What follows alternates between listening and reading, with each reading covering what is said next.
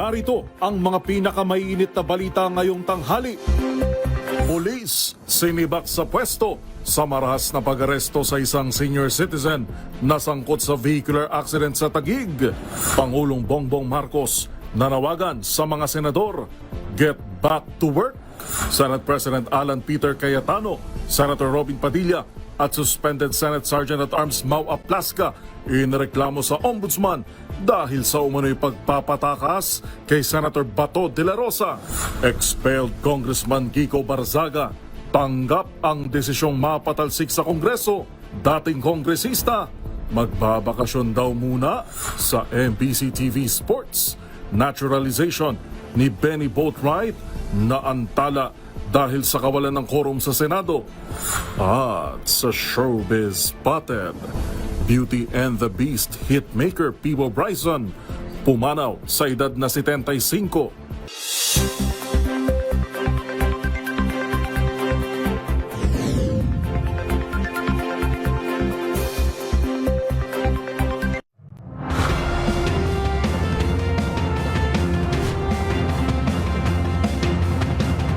Bawat balita, makabuluhan. Bawat kwento, makapangyarihan. Boses ng Pilipino para sa Pilipino.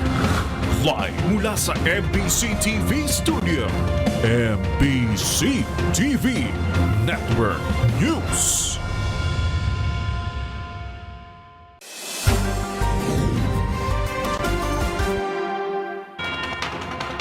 Pilipinas, una sa ating mga balita.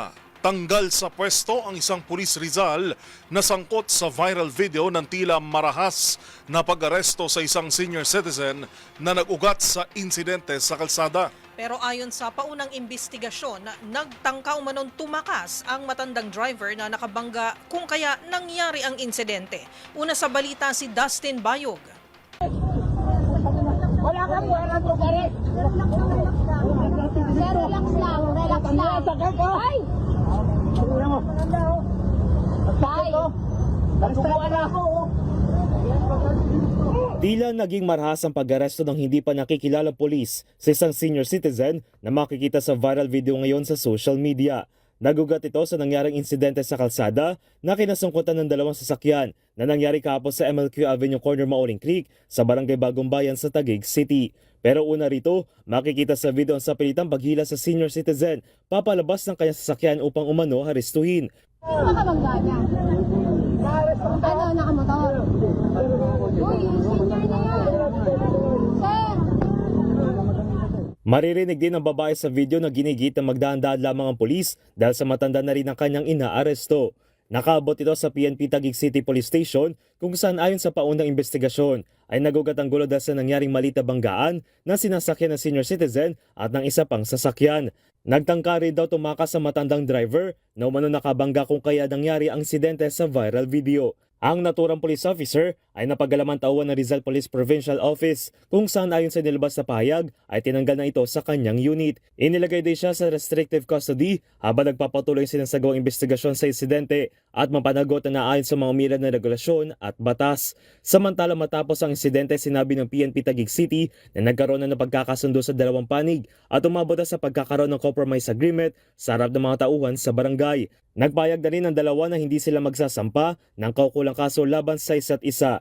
Laging paalala naman ng Philippine National Police o PNP na pairalin ng disiplina at mataas na antas ng profesionalismo lalo na sa kanilang mga tauhan kapag nasasangkot sa mga insidente gaya sa kalsada. Para sa MBC TV Network News, ito si Dustin Bayog ng DZRH TV. Una sa Pilipinas, una sa Pilipino.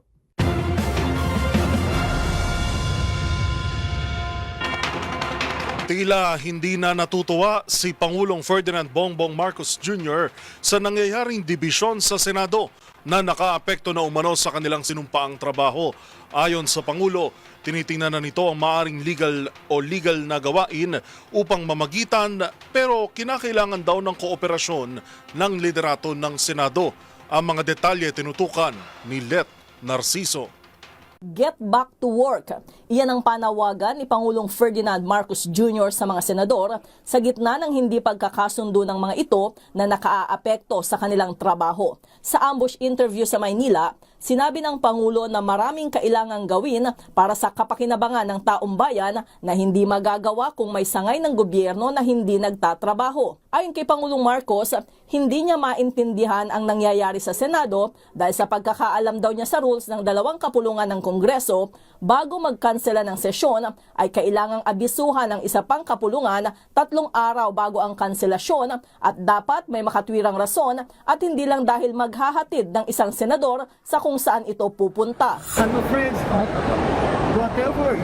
what all these events that we have been witnessing has thrown the Senate and its leadership the whole Senate into disarray. It has discredited the leadership and it has stopped the essential business of legislation and government. The 2 other departments continue to work. The executive continues to work, and the judiciary continues to work. Why does the legislation decide? Why does the legislature decide to stop working? Tinawag ng Pangulo na karimari-marim ang ginagawa ng Senado na anyay hindi nakapita-pitagan. That is anathema to everything that governance is about. I never imagined in my entire political life that such a thing could happen, especially to the august, it's no longer august now, but to the august body of the upper house of the Senate of the Philippines. Sa tanong kung may pwede bang gawin ang presidente sa sitwasyon sa Senado, sabi ni Pangulong Marcos, pinag-aaralan nila ang lahat ng opsyon. We're looking at the law, we're looking at the Constitution, and to see how we can remedy the situation. But it requires the cooperation and the commitment of the Senate leadership to continue with their work. Otherwise, the executive is co-equal to the legislature. They cannot tell them what to do. We cannot punish them for what they are doing. They have to regulate themselves.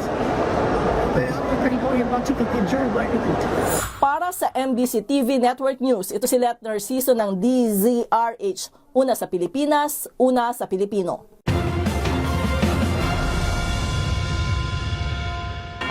Sa ikalawang araw ng hindi pagsipot sa sesyon, muling nanawagan ng minorya ng Senado na pumasok na ngayong araw ang mayorya at sa plenaryo sila magdebatihan. Sa gitna ito ng giit pa rin ni Senate President Alan Peter Cayetano na hindi sila dadalo upang hindi umano maharang ang pagdinig ng Senate Blue Ribbon Committee bukas kaugnay ng flood control scandal. Magbabalita si Raymond Dadpaas. Nakahihiya na sa taong bayan ang nangyayari sa Senado. Ito ang nagkakaisang pahayag ng mga miyembro ng Solid Block 11 tapos na i-boycott ng mga miyembro ng majority ang sesyon sa ikalawang pagkakataon. Ayon kay Senador Sherwin Gatchalian, napakalaki ng ginagastos ng Senado araw-araw ngunit walang napapala ang taong bayan. Umapila si Senador Bam Aquino sa mga kasamaang senador na nagmamahal sa Senado na pumasok at lahat ng bagay maaaring pagdebatihan sa Senate plenary. At hinihiling po namin sa mga kasama namin na nagmamahal pa po sa Senado at nais magtrabaho para sa taong bayan. Pumasok po bukas, magkita-kita tayo dito, pwedeng pagdebatihan kahit anong bagay, pwede pong pag-usapan kahit anong bagay, dito po kami magdiskusyonan. Dahil nandito po tayo para magtrabaho. At hinihikayat po namin lahat ng kasama namin na nagmamahal pa dito po sa Senado, pumasok tayo bukas, magtrabaho tayo para sa taong bayan. Nanawagan din si Senador Panfilo Ping Lacson sa sense of duty o responsibility ng mga kapwa-senador na dumalo sa sesyon dahil trabaho nila ito. Huwag nang kailangang isama pa si Senate President Alan Cayetano dahil siya mismo ang umano'y nagsabi sa mga kasamahan na huwag nang dumalo sa sesyon. We appeal to their sense of duty, of their responsibility. Kasi mukhang untenable na si SP kasi siya yung nagsasabi sa mga kasama namin na huwag mag-attend ng session. So we now appeal to the rest of the members of the majority bloc. We appeal to their sense of duty na sana mag-attend sila ng session bukas. Nauuwi na sa personalan ng bangayan sa Senado lalo na sa pagitan ni SP Cayetano at ang magkapatid na Senador Raffy at Erwin Tulfo. Katwiran ni Cayetano, nais lang nilang protektahan ang independence ng Senado at matuloy ang hearing ng Senate Blue Ribbon Committee bukas hinggil sa flood control scandal. Tinawag naman siyang duwag ni Senator Raffy dahil sa social media nagsasalita sa halip na mag-preside sa Senate plenary. Para sa MBC TV Network News, ito si Raymond Dadmas ng DZRH, una sa Pilipinas, una sa Pilipino.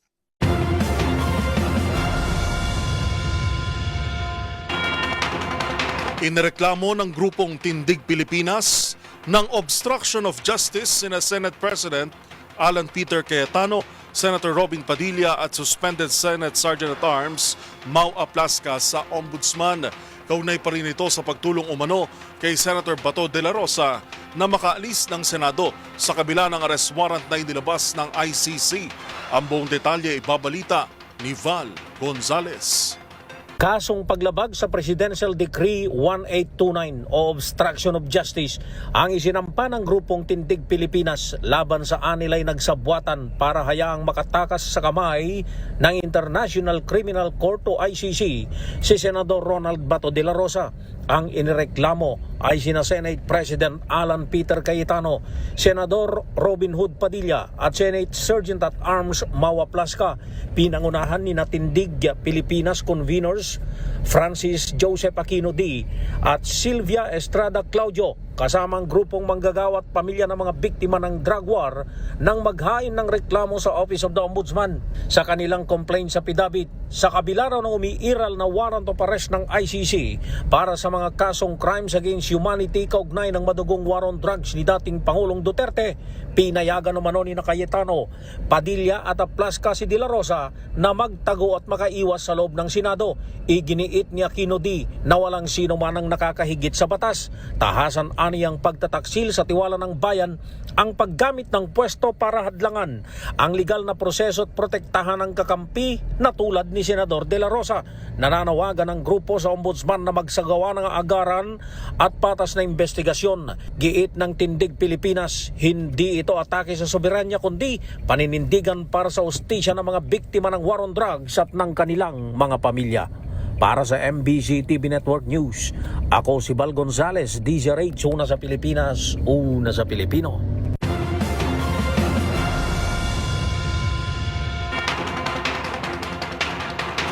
Tanggap umano ni expelled Congressman Kiko Barsaga ang desisyon ni House Committee on Ethics na tuluyan siyang patalsikin bilang kinatawan ng ika-4 na distrito ng Cavite. Ayon kay Barsaga, magbabakasyon muna siya at wala itong balak na questionin ang desisyon ng plenaryo kahit may ilan na nagpapayo sa kanya na magreklamo. Depende muna yun. My statement for that would be regarding kung magkakaroon ba na full elections, special elections, or kung magkakaroon ba na kung aakyat sa Supreme Court. There's so many things to consider. But right now, mukhang magbabakasyon muna si Nils. Some of your Una rito iginit ni 4Ps Representative JC Abalos, chairman ng committee, na ilang beses nang binigyan ng pagkakataon si Barzaga na sumunod pero madalas na hindi nakakadalo sa mga hearing. Unang pinatawan ng 60-day suspension si Barzaga noong December 2025 dahil sa paglabag sa proper decorum at pag-post sa online ng mga mapanira sa ilang mga kasamahan. Muling pinatawan ng 60-day suspension si Barzaga noong February 2026 nang akusahan nito ang ilang mambabatas na tumanggap umano ng suhol mula sa negosyanteng bilyonaryo na si Enrique Razon.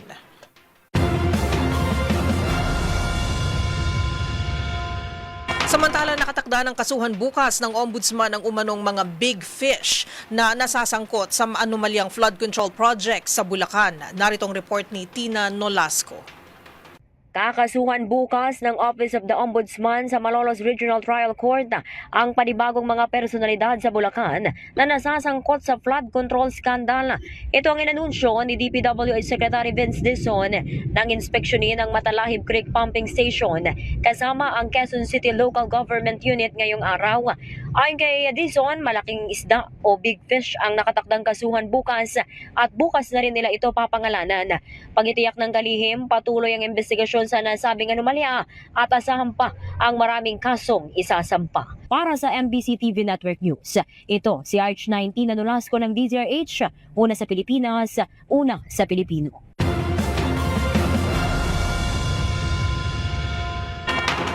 Umakyat na sa 23 ang bilang ng mga nasawi sa pagguho ng itinatayong gusali sa Barangay Balibago, Angeles City sa Pampanga. Sa ulat ng Bureau of Fire Protection Central Luzon, nahukay ang 2 pang bangkay kaninang umaga habang natagpuan naman ng mga rescuer ang bangkay ng isang sanggol kahapon. Una na rin sinabi ng ilang mga nakaligtas mula sa trahedya na may mga batang kasama sa site, gayon din ang pamilya ng kanilang mga kasamahan sa trabaho. Nagpapatuloy ang search, rescue and retrieval operations sa mga nawawala pang biktima.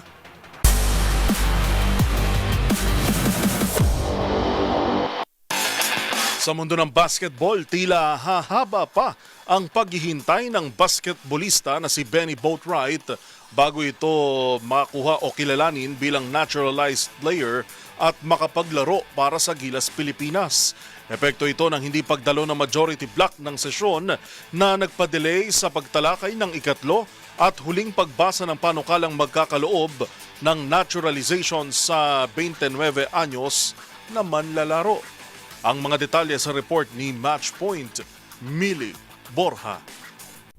Naantala ang naturalization bid ni Benny Boatwright matapos mabigong makabuo ng quorum ang Senado sa nakatakdang pagpapatuloy ng sesyon noong Lunes ng gabi. Kabilang sa mga panukalang nakalinyang talakayin sa ikatlo at panghuling pagbasa ang House Bill No. 6639 o ang panukalang magkakaloob ng naturalization kay Benny Boatwright III. Dumalawang 29-year-old basketball player sa sesyon kasamang isang kinatawan ng Samahang Basketball ng Pilipinas habang hinihintay ang pagtatalakay sa kanyang panukala. Subalit nabigo ang pagpaputuloy ng sesyon matapos hindi makabuo ng sapat na bilang ng mga senador. Wala sa sesyon si Senate President Alan Peter Cayetano at 10 miyembro ng majority bloc kaya't 11 lamang na senador ang dumalo. Kulang sa kinakailangan 13 para makabuo ng quorum. Dahil dito, lalong lumiit ang panahon para maisabatas ang naturalization ni Boatwright, lalo't nakatakdang mag-adjourn ang Senado mula June 6 hanggang July 28. Magugunit ang noong May 27. Nakalusot sa ikalawang pagbasa ang panukalang naturalization ni Boatwright, isang mahalagang hakbang para sa Samahang Basketball ng Pilipinas na nagnanais maisama ang manlalaro sa line-up ng Gilas Pilipinas. Inaasahan ng SBP na makakalaro si Boatwright kasama si Justin Brownlee sa pagdedepensa ng Pilipinas sa korona nito sa Asian Games na gaganapin sa Setyembre. Bukod sa panukala para kay Boatwright, naantala rin ang pagtalakay sa House Bill No. 6644 na naglalayong magkaloob ng naturalization kay Matthew James Ramos at Senate Bill No. 2092 na nagdedeklara sa waling-waling bilang National Orchid ng Pilipinas. Para sa MBC TV Network News, ito si Mili Borja ng DZRH TV, una sa Pilipinas, una sa Pilipino. Narito ang mga balitang dapat ninyong abangan. Kasunod ni dating Congressman Barzaga, hatol naman versus Congressman Bong Suntay, ilalabas na rin ng House Ethics Committee. Sa MBC TV Global, umano'y kaso ng police brutality sa isang menor de edad, iprinotesta ng libu-libong katao sa UK. At sa Showbiz Spotted, official soundtrack ng Toy Story 5, isinulat ni Taylor Swift. Lahat ng yan sa pagbabalik ng MBC TV Network News.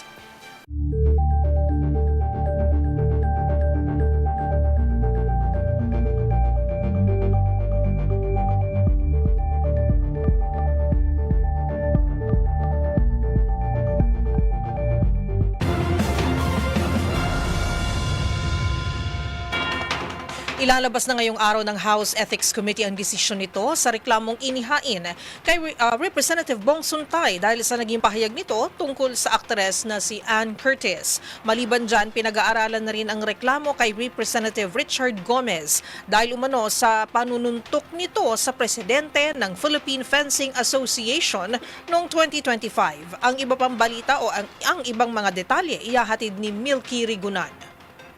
Bago ang Senate adjournment ngayong araw, ilalabas na rin ng House Ethics Committee ang resulta ng kanilang investigasyon at hatol sa ethics complaints laban kay Representative Bong Suntay at posible maging kay Representative Richard Gomez. Inaasahan na babasahin ni 4-piece Representative JC Abalos, chairman ng komite, ang report at hatol sa kaso ni Suntay ng 4th District ng Quezon City. Pagbobotohan sa plenaryo ang hatol kay Suntay na obligahin na mag-public apology kay Ann Curtis at sa mga mga kababaihang na-offend ng kanyang sinabi sa May 3 hearing ng House Justice Committee. Bukod pa dito ang voluntary community service at sumailalim sa gender sensitivity seminar na organize ng House Committee on Women and Gender Equality. Sa panig ni Gomez, kinatawa ng 4th District ng Leyte, wala pang impormasyon kung ngayong araw din ang desisyon ng komite. Ang kaso ni Gomez ay ang pananapak kay Rene Gacuma, presidente ng Philippine Fencing Association, noong December 2025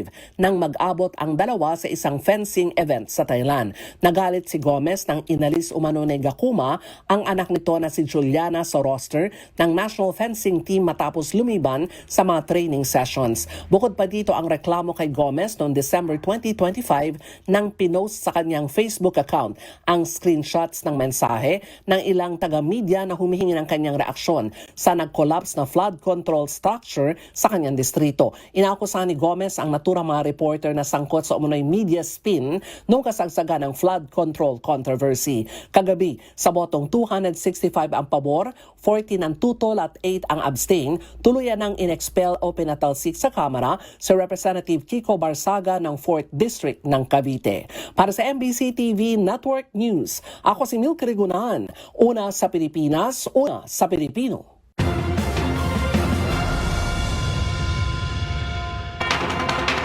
Tiniyak ng Commission on Elections o COMELEC na magkakaroon ng pondo ang isasagawang special election sa ika-4 na distrito ng Cavite. Ito'y matapos ang nangyaring expulsion kay Congressman o dating Congressman Kiko Barzaga dahil sa paulit-ulit na paglabag sa House Rules. Nagbabalik si Tina Nolasco. Tiniyak ng Commission on Election o COMELEC na hahanapan ito ng pondo ang isasagawang special election sa ika-4 na distrito ng Cavite matapos mabakante ni Representative Kiko Barzaga ang posisyon. Sinabi ni COMELEC Chairman George Erwin Garcia, aabot sa 200 million pesos ang budget na kakailanganin at hindi napaghandaan ng komisyon ng naturang halalan kaya kailangan pa nilang humanap ng pagkukunan ng pondo. Paliwanag ni Garcia, walang ibang opsyon ang COMELEC kundi magsagawa ng special election at dapat maisagawa ito mula sa 60 araw hanggang 90 araw mula nang mabakante ang nasabing posisyon. Sa datos, mahigit 437,000 ang rehistradong botante ang maapektuhan ng nasabing special election. Para sa MBC TV Network News, ito si RH19 na Nolasco para sa DZRH, una sa Pilipinas, una sa Pilipino. Para sa ating ulat panahon ngayong araw ng Miyerkules, patuloy pa rin nakakaapekto sa malaking bahagi ng Luzon ang southwest monsoon o habagat. Asahan ng kalat-kalat na pag-ulan at thunderstorm sa Metro Manila at kalapit na mga lalawigan. Habang mayroon muling low pressure area o LPA ang nabuo sa labas ng ating Philippine Area of Responsibility. Kasalukuyan itong nasa layong 475 kilometers northwest ng Pag-asa Island sa Kalayaan o Kalayaan, Palawan. Ayon sa Pag-asa, posible itong pumasok sa ating bansa sa Huwebes o Biyernes at makakaapekto sa extreme western section ng Luzon. Magtatagal naman ang epekto ng habagat hanggang sa susunod pang 4 na araw, kaya pinag-iingat ang lahat sa posibleng pag-ulan at pagbaha at inabisuhang umantabay sa update mula sa Pag-asa. Samantala, para sa ating heat index ngayong araw, asahan na aabot sa 38 degrees Celsius ang damang init dito sa Metro Manila, habang pinakamataas naman na madadamang init sa Infanta, Quezon, na aabot naman sa 44 degrees Celsius ang heat index.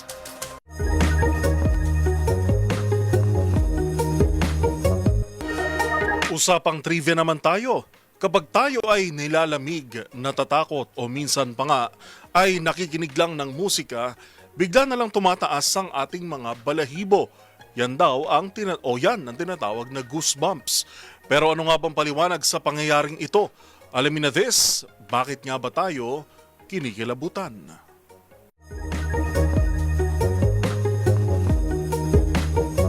Ang pangingilabot o goosebumps ay isang involuntary at otomatikong reaksyon ng ating katawan. Ito ay nangyayari kapag ang ating sympathetic nervous system o ang fight or flight mode ay na-trigger mula sa intense feelings. Halimbawa ay kung tayo ay nilalamig, tumataas ang ating balahibo para panatilihin ang init sa ating katawan. Kapag natatakot, kinakabahan, masaya o kahit kapag kinikilig, kumikilos ang tiny muscle sa ilalim ng ating balat na tinatawag na arrector pili muscle. Ito ang dahilan ng pagtaas ng ating hair follicles o pangingilabot. Minsan pa nga kahit hindi tayo nilalamig o natatakot, kinikilabutan din tayo dahil sa ganda naman ng musika o ganda ng eksena dahil nagtitrigger din ito sa emosyon sa ating utak. Nangyayari ito sa kahit saang parte ng ating katawan na mayroong buhok. At fun fact, alam mo ba na kinikilabutan din ng mga hayop? Kapag ang hayop tulad ng aso at pusa ay nilamig o nakaramdam ng panganib, tumataas rin ang kanilang balahibo para magmukhang malaki at ma-maintain ang init sa kanilang katawan. Tandaan, mas makulay ang mundo kung alam mo ang hiwaga sa pag-ikot nito. Ako po si Rovic Manuel, nagpapaalalang sa kaalaman ay walang labis, magsaliksik para siguradong alam na this.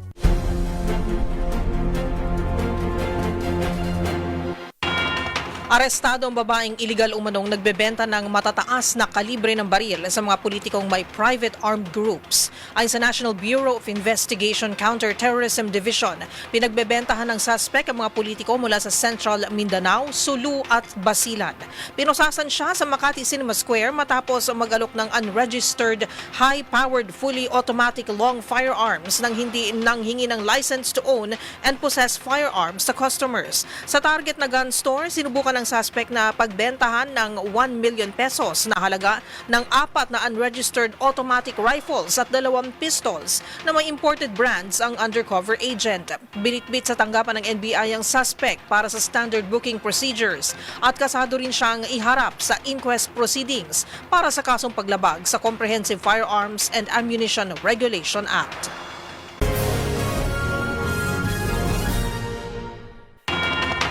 Nagtipon-tipon sa labas ng isang police station ang libo-libong katao sa United Kingdom. Yan ay para kondenahin ang umano'y insidente ng police brutality matapos ang maling panghuhuli sa isang menor de edad.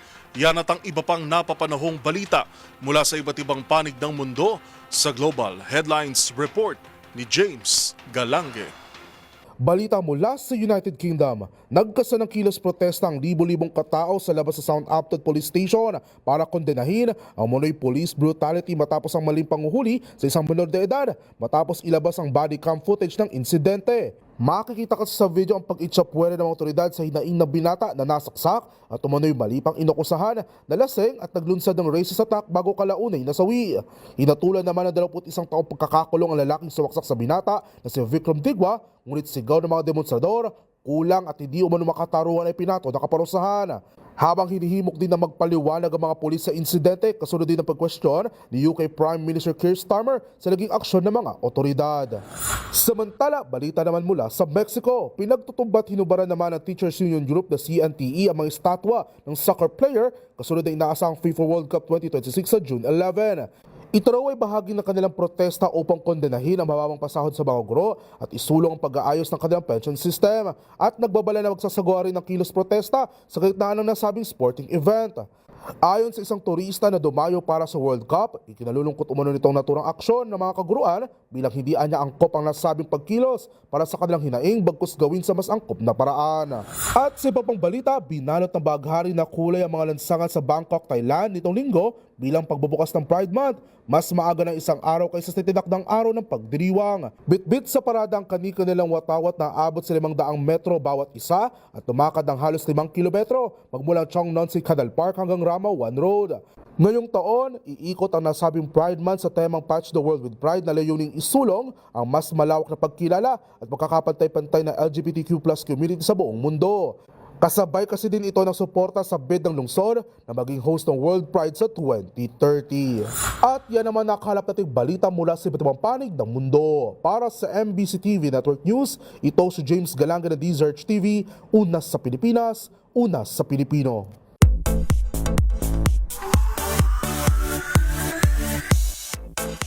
Swifties and Toy Story fans unite dahil isa sa official soundtracks ng upcoming Toy Story 5 gawa ni pop star o pop superstar Taylor Swift. Pero kung ang Opalite hitmaker sa OST, ang Puerto Rican rapper namang si Bad Bunny kabilang sa voice cast. Narito ang report ni Showbiz Angel. From love story to Toy Story, may ilalabas na kanta si pop superstar Taylor Swift para sa upcoming animated film na Toy Story 5. Ang official soundtrack na mapapakinggan sa June 5, pinamagatang I Knew It, I Knew You. As a Toy Story fan, dream come true daw para kay Taylor ang project na ito. Kwento pa niya, 5 years old pa lamang siya nang unang makapanood ng Toy Story movie. And kung si Tay-Tay sa OST, ang Puerto Rican superstar namang si Bad Bunny kabilang sa voiced cast ng pelikula. Batay sa anunsyo ng Disney, may cameo ang Grammy-winning singer-rapper bilang Pizza with Sunglasses Man na inilarawan niyang effortlessly cool and mysterious toy. Ang collaboration na ito nangyari daw nang malaman ng co-director and co-writer na si Andrew Stanton na big fan din ng Toy Story si Bad Bunny. Mapapanood ang Toy Story 5 na pinagbibidahan ni na Buzz Lightyear, Woody at Jessie sa mga sinihan sa bansa simula June 17.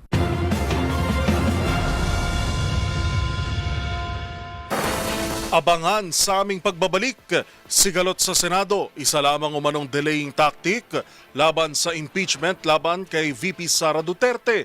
Sa MBC TV Sports, Barangay Ginebra at TNT Tropang 5G. Kasado na ang muling paghaharap sa PBA Championships at sa experts' opinion, pagkain ng kaning bahaw may benepisyo pala ayon sa mga eksperto. Yan at marami pang iba sa pagbabalik ng MBC TV Network News.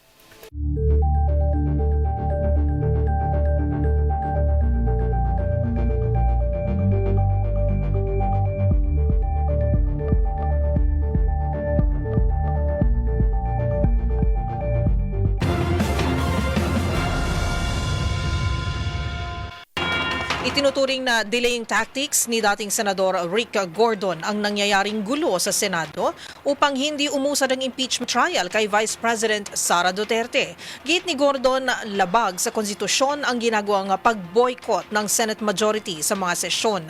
Ang buong detalye ibabalita ni Kyle Bulyas. Naniniwala si dating Senador Richard Gordon na ang mga kaguluhan sa Senado ay para lamang hindi matuloy ang impeachment trial kay Vice President Sara Duterte.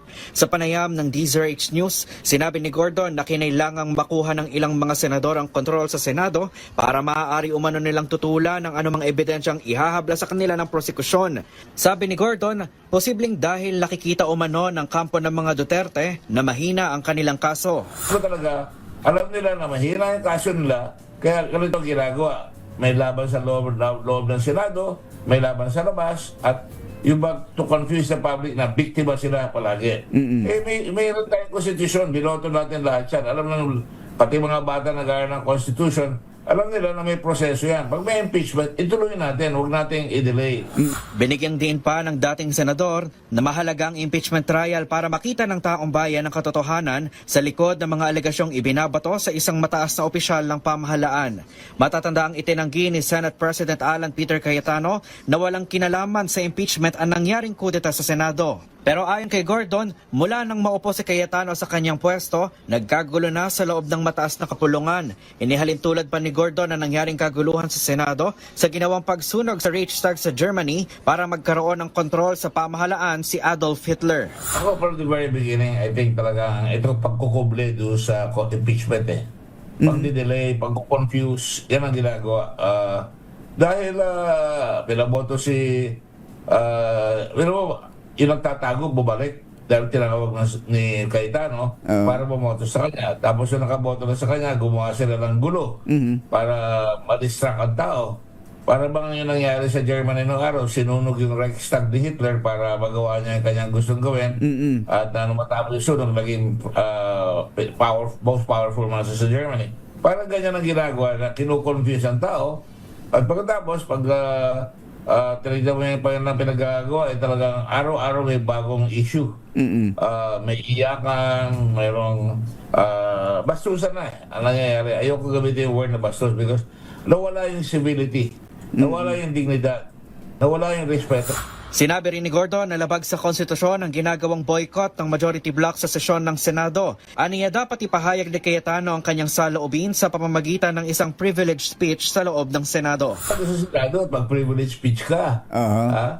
Then ultimately, kung gusto mo, the power of the purse, pagdating ng budget, maghahanda ko kayo, scrutinize ko ang budget niyo. Ganyan, di ba?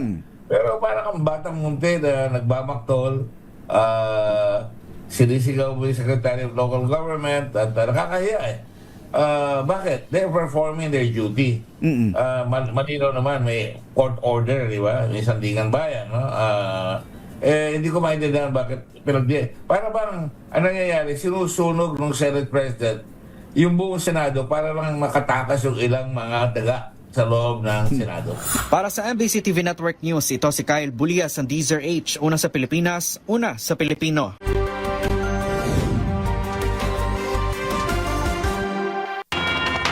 Isang 90 anyos na lola ang nasawi matapos mahagip ng truck habang nasa pedestrian lane sa Leyte. Yan at ang iba pang rumarapidong balita mula sa probinsya, hatid ng iba't ibang istasyon sa ilalim ng MBC Media Group. Nasawi ang isang 90 anyos na babae matapos masagasa ng isang truck habang tumatawid sa pedestrian lane sa kabaan ng National Highway, Barangay Montebello, Canangal, Leyte, alas 6:30 kagabi. Kinilala ng PNP ang biktima si alias Ana, residente sa naturang barangay. Batay sa paunang investigasyon ng Canangal Leyte Municipal Police Station, ang Isuzu forward drop side truck na minamaneho ni alias Naldo, 45 anyos, residente ng Kalubian, Leyte, bumibiyahe mula sa Ormoc City patungong Kalubian na mangyaring insidente. Ayon sa pulisya, aksidente na sagi ng truck ang matandang babae habang tumatawid ito sa pedestrian lane dahilan upang magtamon siya ng matinding pinsala sa iba't ibang bahagi ng katawan. Agad naman rumisponde ang Canangal Leyte Emergency Response Team at itinakbo ang biktima sa Canangal Leyte Municipal Hospital, gayong pa dineklara na dead on arrival ng attending physician.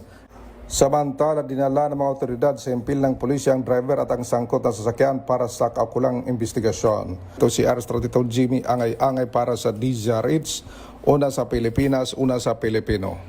Naaresto ng Police Regional Office 3 o Pro 3 ang ilang regional, provincial at municipal most wanted person sa magkakaiwalay na operasyon nitong Hunyo 1 sa 4 na mga lalawigan sa Central Luzon sa loob ng isang araw. Kabilang sa mga naaresto ang mga akusado sa kasong murder, qualified rape, statutory rape, sexual assault, paglapag sa Republic Act 7610 o Child Abuse Law at Republic Act 9165 o Comprehensive Dangerous Drug Act.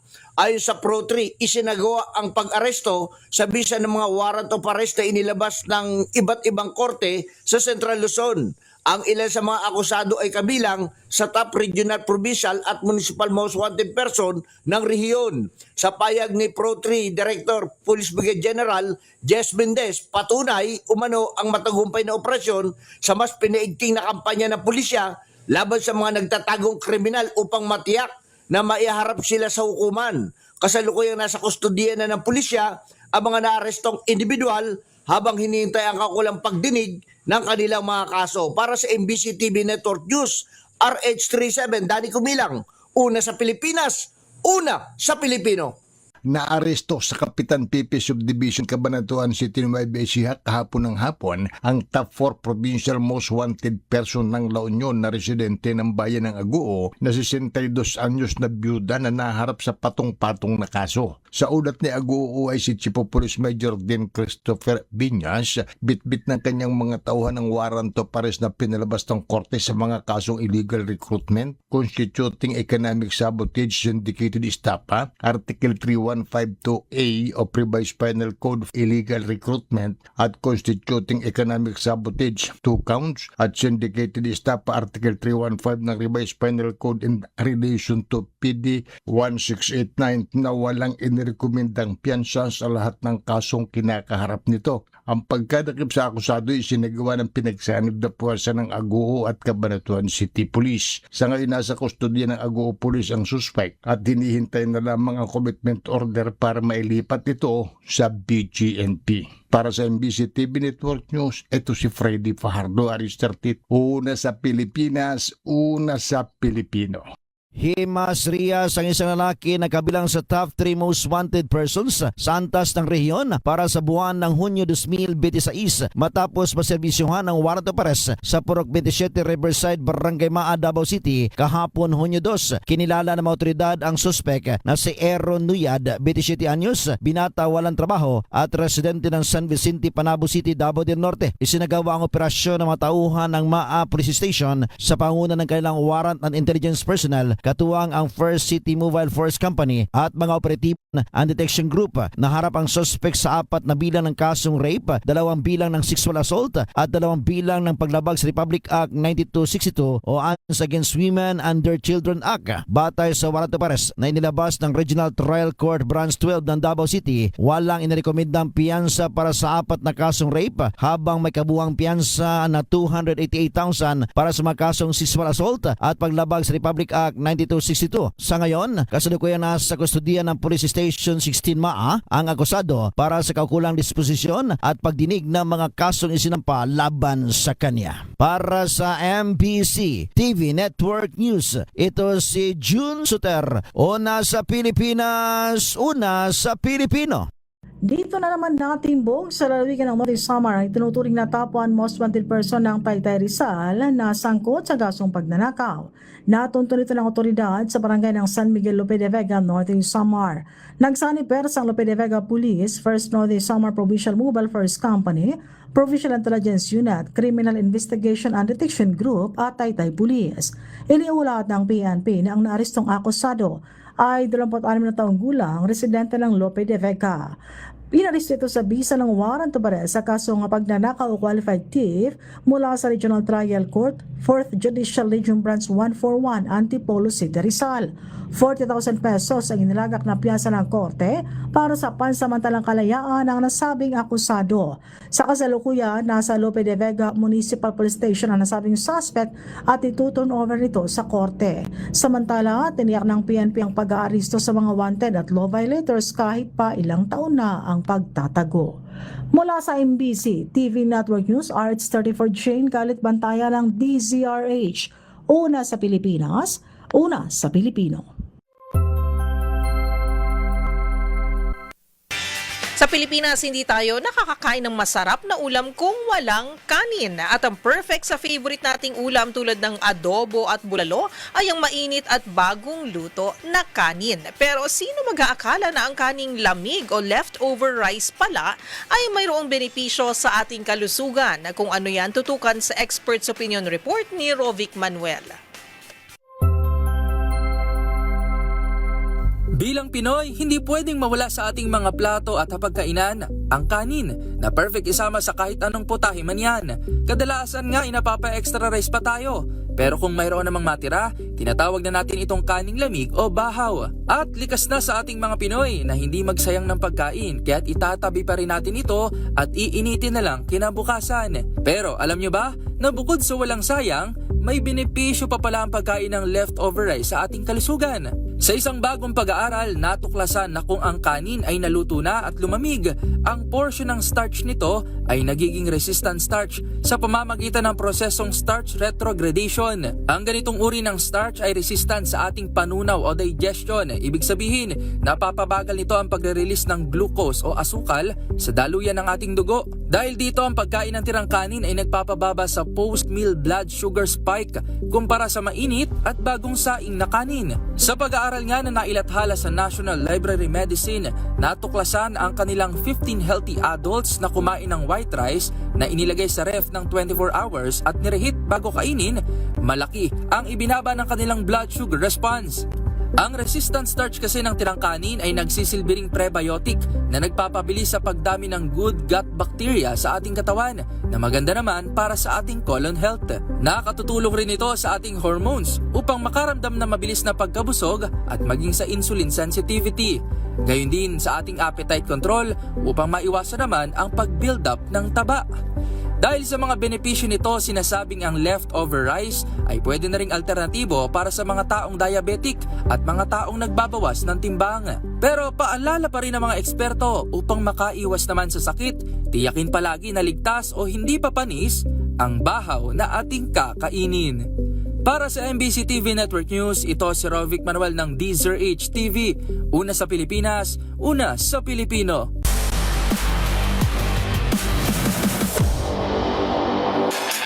Isang championship rematch ang matutunghayan ng basketball fans sa pagitan ng Barangay Ginebra at TNT Tropang 5G para sa PBA Season 50 Commissioner's Cup Finals. Ang mga dapat abangan sa report ni Matchpoint, Millie Borja. Muling maghaharap ang Barangay Ginebra San Miguel at TNT Tropang 5G sa PBA Season 50 Commissioner's Cup Finals matapos nilang tapusin ang kanilang semifinal series noong linggo sa Inares Center sa Antipolo. Tinapatan ng Ginebra ang Rain or Shine Elasto Painters sa score na 118-107 sa Game 6 habang nakalusot naman ang TNT kontra Meralco Bolts with 97-94 final score upang makumpleto ang inaabangang rematch sa championship round. Pinangunahan ni Justin Brownlee ang Ginebra sa pamamagitan ng 31 points, 15 rebounds at 5 assists. Malaki rin ang naging ambag ni RJ Abarrientos na muling nagpakitang gilas at naitala ang 30 points, 6 na rebounds at 7 assists. Samantala, mabigat naman na naging sandata ng TNT sa pamamagitan ng epektibong pick and roll combination nina Jordan Heading at Chris McCullough kontra sa depensa ng Meralco. Nagpasiklab si Heading at naitala ang conference high 30 points kasama ang 7 tres mula sa 10 attempts habang nagtala si McCullough ng 22 points, 13 rebounds at 7 assist bago ma-foul out. Naging mahalaga rin ang ambag ni Calvin Oftana na may 12 points at 7 rebounds, kabilang ang mga mahalagang depensibang laro sa crucial na bahagi ng laban.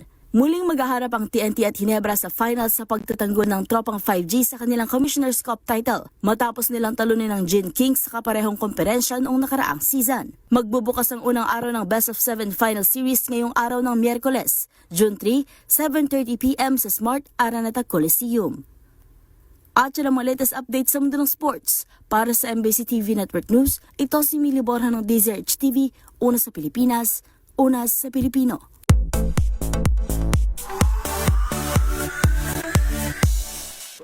Nagluluksa naman ang fans sa pagpanaw ng R&B legend na si Peabo Bryson na ang tinig sa likod ng ilang classic Disney hits, binawian ng buhay sa edad na 75. Narito ang report. Pumanaw na ang Grammy-winning singer na si Peabo Bryson. Siya ang tinig sa likod ng ilang chart-topping Disney theme songs at classic soulful duets. Ayon sa pamilya ng veteran singer, binawian ng buhay si Bryson nitong Martes, 2 ng Hunyo, 2 araw matapos ma-stroke. Sa kanyang huling sandali, kapiling-anan nito ang mga mahal sa buhay. At sa kanilang pagluluksa, nagbibigay lakas daw sa naulilang pamilya ang isiping maraming buhay ang naantig dahil sa kanyang tinig sa loob ng higit 5 dekadang karera. Nakasaad pa sa inilabas na pahayag na his legacy and music will live on for generations to come. Ilan nga sa mga pinasikat na kanta ni Peabo Bryson ay If Ever You're in My Arms Again, Aladdin OST na A Whole New World with Regina Bell, at Beauty and the Beast kaduet naman ang Queen of Power Ballads na si Celine Dion. Small to say the least, but a little scared, neither one prepared, Beauty and the Beast. Umanaw si Peabo Bryson sa edad na 75. Para sa MBC TV Network News, ito po ang Showbiz Angel ng DZRH TV, una sa Pilipinas, una sa Pilipino.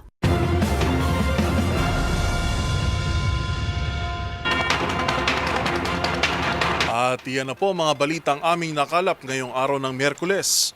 Ito po si Yuel Reyes. At ako naman po, si Karen Oyong. Magkita-kita tayong muli bukas, araw ng Huwebes, para sa mga balitang makabuluhan, mga kwentong makapangyarihan. Hatid ang boses ng Pilipino para sa Pilipino. Ito ang MBC TV Network News. Una sa Pilipinas, una sa Pilipino.